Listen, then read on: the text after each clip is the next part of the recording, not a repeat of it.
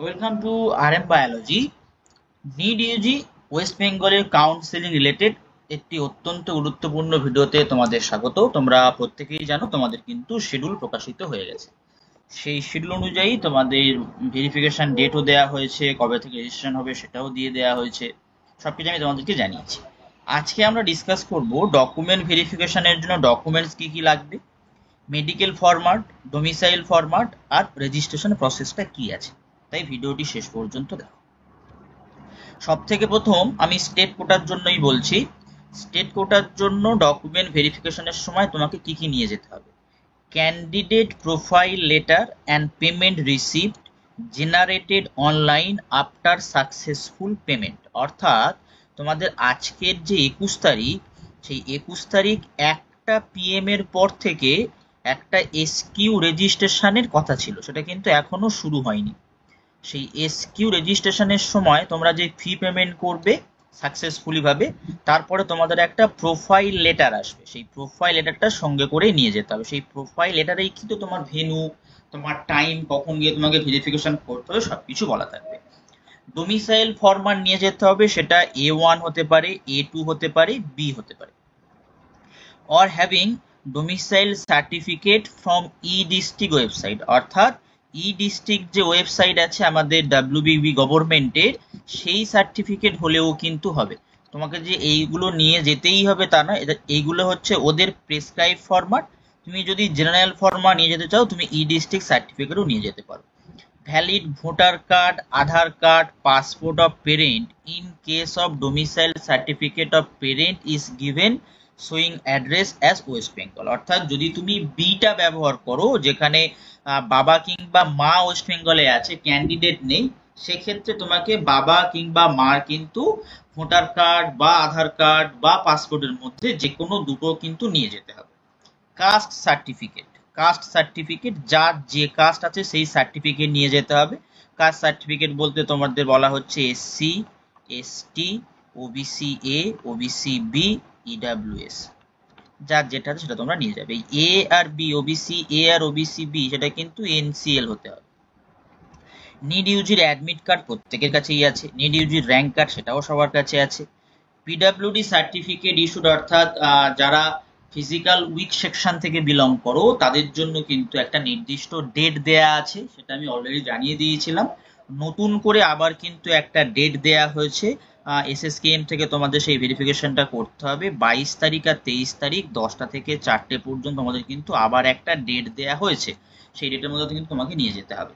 Age proof, age proof হিসাবে তুমি কি নিয়ে যেতে পারো? এজ প্রুফ হিসাবে তুমি বার্থ সার্টিফিকেট নিয়ে যেতে পারো। বার্থ সার্টিফিকেট, বার্থ সার্টিফিকেট, অথবা তুমি নিয়ে যেতে পারো 10th admit card. 10th admit card, এইগুলো তুমি এই দুটো জিনিসের মধ্যে যে কোনো একটা নিয়ে যেতে পারো। 10+2 marksheet for verification of marks. অর্থাৎ তোমার যে এইচএস এর যে মার্কশিট আছে, সেই মার্কশিট নিয়ে যেতে হবে। তার কারণ হচ্ছে অ্যাডমিশন নিতে গেলে একটা নির্দিষ্ট পার্সেন্টেজ প্রয়োজন হয়। কোনো কোনো কাস্টের ক্ষেত্রে সেটা 45, কারোর ক্ষেত্রে সেটা 40, কারোর ক্ষেত্রে সেটা 50। সেটা ক্যালকুলেশন বা তার ভেরিফিকেশনের জন্য কিন্তু এই মার্কশিটটা লাগছে। এবং তারপরে মেডিকেল সার্টিফিকেট লাগবে, মেডিকেল সার্টিফিকেট। তো এবারে আমরা সব থেকে প্রথম মেডিকেল সার্টিফিকেটটা দেখে নিই, কেমন মেডিকেল সার্টিফিকেট আমাদের দিতে হবে। দেখো, আমি এই পিডিএফ লিঙ্কটা, মেডিকেল সার্টিফিকেটের পিডিএফ লিঙ্কটা দিয়ে রাখবো, অথবা আমি তোমাদের লিঙ্কটা দিয়ে দেবো, যেখান থেকে তোমরা এখান থেকে নিতে পারবে পিডিএফটা, অথবা লিঙ্কটা দিয়ে রাখবো। দেখো কি লেখা আছে, medical certificate for NEET UG 2024 qualified candidate. এখানে তোমার রোল নাম্বারটা লিখতে হবে। দেখবে তোমার অ্যাডমিট কার্ডে একটা নির্দিষ্ট রোল নাম্বার আছে, ওই অ্যাডমিট কার্ডে আবার তোমার অ্যাপ্লিকেশন নম্বরও আছে। আবার নিড ইউজিতে কম্বাইন্ড র্যাঙ্ক, অর্থাৎ তোমাকে এখানে অল ইন্ডিয়া র্যাঙ্কটা লিখতে হবে। All India rank, caste rank নয় কিন্তু। অল ইন্ডিয়া যে র্যাঙ্কটা হয়েছে, কাস্টের ক্ষেত্রে দুটো করে র্যাঙ্ক পেয়েছো তোমাদের, কাস্ট আছে তাদের কিন্তু অল ইন্ডিয়া র্যাঙ্ক লিখতে হবে।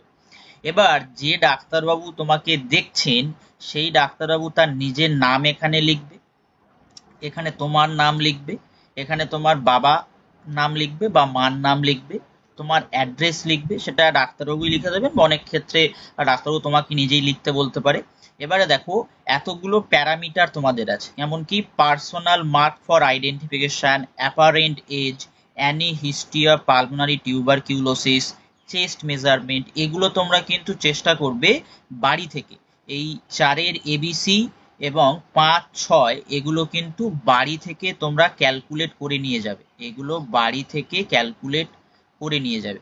নিয়ে গেলে একটু সুবিধা হয়, কি কারণে, এগুলো ডাক্তারবাবু সঙ্গে সঙ্গে বসিয়ে দিতে পারবে, নাহলে কিন্তু তোমাকে আবার কি করতে হবে, ওখানে ডাক্তারবাবুকে পরীক্ষা করে তবে দিতে হবে। তারপরে বিএমআই, সেটা ডাক্তারবাবুই ক্যালকুলেশন করবে। আই সাইট, এটা চেষ্টা করবে যে কোনো যারা চোখের ডাক্তার আছে আর কি তাদের কাছ থেকে নিয়ে যেতে, চোখের ডাক্তার। এই প্যারামিটারগুলো তোমাকে কিন্তু দেখতে হবে। এই যে পার্টিকুলার জায়গাটা 8-এর জায়গাটা 2টো পেজের কিন্তু ইমিউনাইজেশন স্ট্যাটাস, অর্থাৎ টিকাকরণ, ঠিক আছে, কার কি টিকা নেওয়া আছে সেটা বলতে হয়, তার একটা কার্ড পাওয়া যায়, সেই কার্ডটা নিয়ে যেতে পারো। তারপরে যে জেনারেল ফিজিক, সেটা ডাক্তারবাবু করে দেবেন। Heart, lung, abdominal viscera, blood group, এই ব্লাড গ্রুপটা তোমাকে বলতে হবে, তুমি চেক করেও নিতে পারো। Any neurological defects, any orthopaedic disability, এগুলো 16টা প্যারামিটার তোমাকে এখানে ফিল আপ করতে হবে, ঠিক আছে। Do hereby certified that I can not discover that he or she has any disease physical or mental that makes him or her unsuitable, এটা কিন্তু ডাক্তারবাবুর লেখা।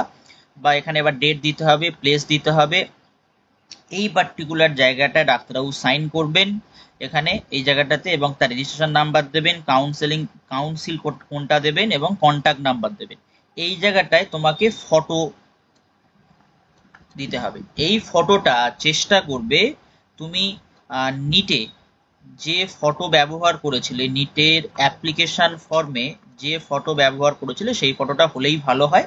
দেখো, candidate to paste recent passport size photograph on which medical practitioner has to attest, অর্থাৎ এখানে যে তুমি ফটোটা দেবে সেই ফটোর উপরে যে ডাক্তারবাবু তোমাকে এই মেডিকেল সার্টিফিকেটটা দিচ্ছেন সেই ডাক্তারবাবু কিন্তু একটা অ্যাটেস্টেড করে দেবেন, দিলে তোমার কিন্তু এই মেডিকেল সার্টিফিকেটটা হয়ে গেল। ব্যাপারটা হচ্ছে তোমাদের ডকুমেন্ট ভেরিফিকেশন সব তোমাদের কাছেই থাকে, জাস্ট শুধুমাত্র এই মেডিকেল সার্টিফিকেট আর ডোমিসাইলটা আপলোড করতে হয়। এবারে চলো আমরা ডোমিসাইলটা দেখে নিই কি করে তৈরি করব, দেখে নাও।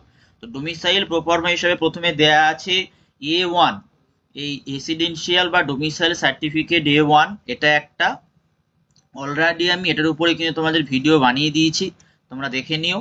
দেখো A1 লাগছে, এবং তার সাথে প্রোফর্মা A2 লাগছে, এবং তারপরে দেখো প্রোফর্মা বি লাগছে। তো আমাদের স্টেটে 3 রকমের প্রোফর্মা ব্যবহার করা যেতে পারে। এই প্রোফর্মাটা A1 যে সমস্ত ক্যান্ডিডেটরা এখানে থাকে, এই প্রোফর্মাটা করতে হয় যারা অ্যাডমিনিস্ট্রেটিভ পাওয়ারে আছে, যেমন SDO, BDO, commissioner, deputy commissioner, তারপর SP, DSP, collector, deputy collector, GTA chairman, এদের কাছ থেকে কিন্তু করাতে হয়।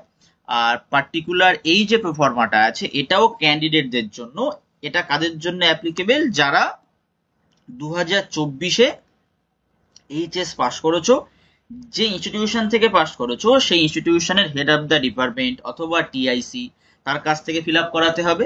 এবং যেটা বি আছে প্রোফর্মা বি, এইটাতে ক্যান্ডিডেট যদি এখানে না থাকে, যদি বাবা মা এখানে থাকে, সেক্ষেত্রে তারা এই প্রোফর্মাটা ইউজ করতে পারবে। এবং প্রোফর্মা A1 যারা ইস্যু করে, প্রোফর্মা বি কিন্তু তারা ইস্যু করতে পারবে। সেক্ষেত্রে একটা ক্যান্ডিডেটের ফটো লাগবে, এবং বাবা কিংবা মা যিনি এখানে থাকেন আর কি 10 বছর ধরে কন্টিনিউয়াসলি, তার একটা ছবি কিন্তু এখানে লাগবে। রেজিস্ট্রেশন প্রসেস, এখনো কিন্তু রেজিস্ট্রেশন প্রসেসটা শুরু হয়নি।